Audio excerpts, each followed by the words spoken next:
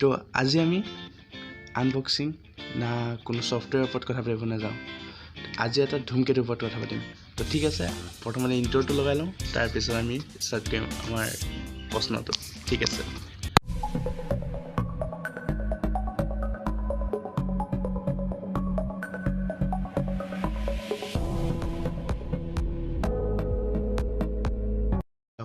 বহুত দিনৰ পৰা শুনি আছোঁ যে এটা ধূমকেতু আমাৰ পৃথিৱীৰ ফালে আহি আছে, আৰু বৈজ্ঞানিকে কোৱা মতে এই ধূমকেতুটো ডাইনছৰ যুগত যিটো ধূমকেতু পৰিছিলে তাৰ 3/4 এভাগ, আৰু এইটো পৃথিৱী অলপমান ওপৰেদি পাৰ হৈ যাব।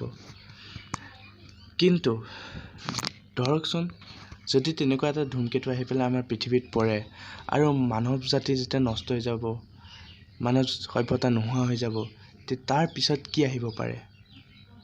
এতিয়া চাওক, আমি ডাইনছৰ যুগলৈকে ভাবোঁ বাৰুতে।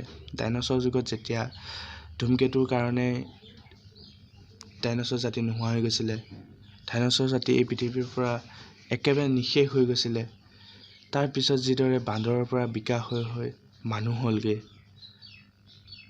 ঠিক তেনেদৰে যেতিয়া আমাৰ পৃথিৱীত এই ধূমকেতুটো পৰাৰ পিছত যেতিয়া মানুহৰ জাতি নোহোৱা হৈ যাব, তাৰপিছত কিহৰ উৎপন্ন হ'ব পাৰে? এবাৰ এনেই ভাবি চাওকচোন। এবাৰ আপুনিও ভাবি চাওক, আৰু যদি ভিডিঅ'টো ভাল লাগে তেতিয়াহ'লে লাইক কৰিব, কমেণ্ট কৰিব, ছাবস্ক্ৰাইব কৰিব, আৰু লগতে ঘণ্টা বাটনটো দবাব নাপাহৰিব। তো আজিলৈ ইমানতে সামৰণি মাৰিছোঁ।